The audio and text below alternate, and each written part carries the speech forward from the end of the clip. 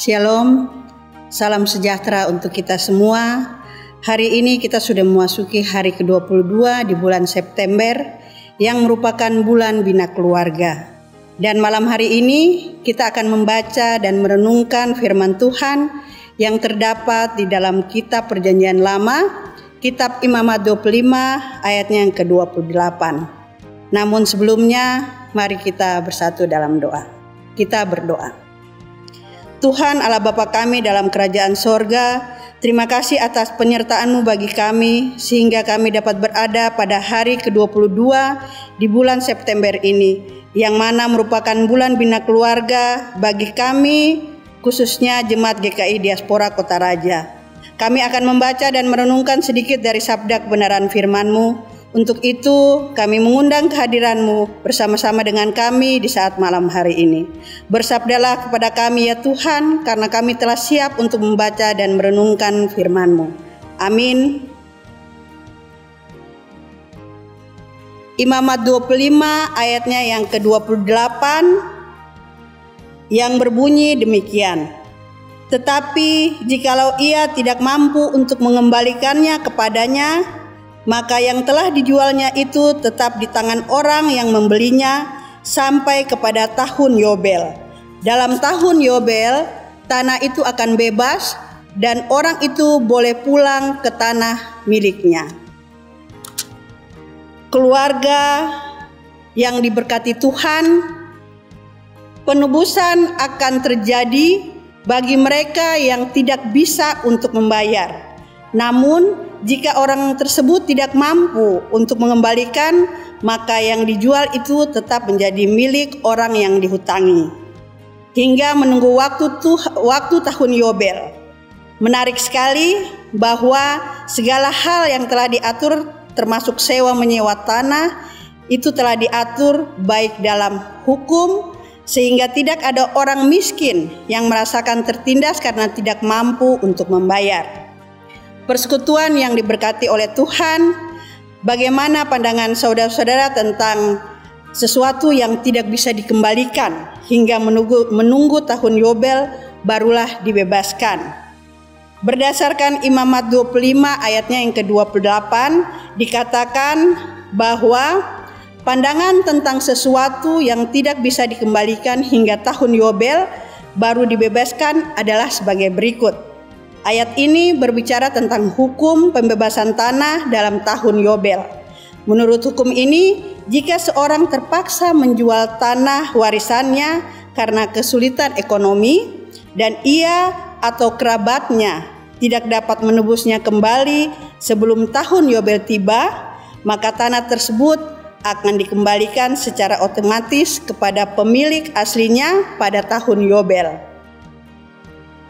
Keluarga yang Tuhan Yesus Kristus kasihi, tahun Yobel yang terjadi setiap 50 tahun adalah tahun suci, di mana semua budak Israel dibebaskan, semua utang dihapuskan, dan semua tanah yang telah dijual kembali kepada pemilik aslinya. Hukum ini adalah bertujuan untuk mencegah terjadinya konsentrasi kekayaan dan tanah di tangan 1-2 orang saja, dan terjadi sesuatu yang tidak bisa dikembalikan hingga tahun Yobel baru dibebaskan adalah tanah warisan yang dijual karena kemiskinan.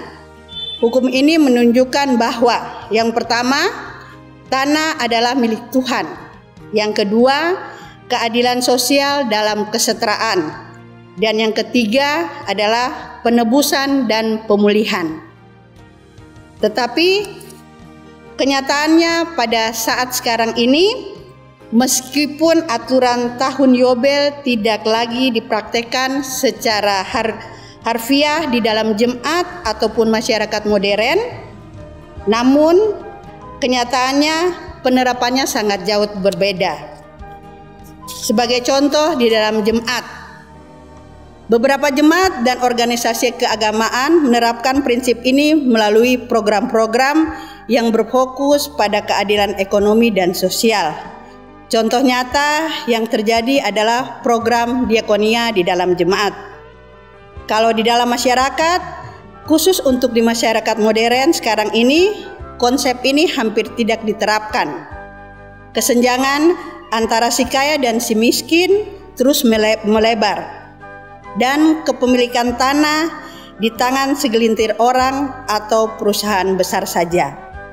Perbedaan yang paling mencolok antara tahun Yobel dan juga kenyataan saat ini adalah filosofi dasarnya. Yobel berfokus pada pemulihan masyarakat dan pencegahan kesejahteraan, sementara sistem modern cenderung memprioritaskan pertumbuhan ekonomi dan hak individu. Persekutuan yang diberkati oleh Tuhan belajar dari bagian ini, terutama di bulan Bina Keluarga ini, hendaknya mengajarkan kepada kita bahwa memang segala hal yang kita punya hanya titipan semuanya. Untuk itu, Tuhan hanya menitipkan kepada kita untuk kita atur, dan oleh sebab seperti itu yang diinginkan Tuhan bagi kita, yang pada akhirnya kita diminta pertanggungjawaban untuk apa yang sudah kita atur dan kita oleh di dalam dunia ini. Sebab itu di bulan Bina Keluarga ini, apa yang menjadi hak milik orang lain yang perlu dikembalikan atau yang menjadi hak milik orang, maka kita harus mengembalikannya agar berkat yang telah dipersiapkan Tuhan bagi kita akan terima, tidak terhalangi oleh karena kelalaian kita atau karena ketidakjujuran kita. Tuhan memberkati kita. Amin. Keluarga yang diberkati Tuhan, mari kita bersatu dalam doa. Kita berdoa. Tuhan, terima kasih atas kebenaran firman-Mu untuk kami terus belajar tentang kebenaran firman-Mu di tengah-tengah kehidupan keluarga kami, agar kami dapat menjadi contoh, menjadi cahaya bagi orang lain. Haleluya, amin. Shalom, Tuhan Yesus memberkati kita semua sekalian.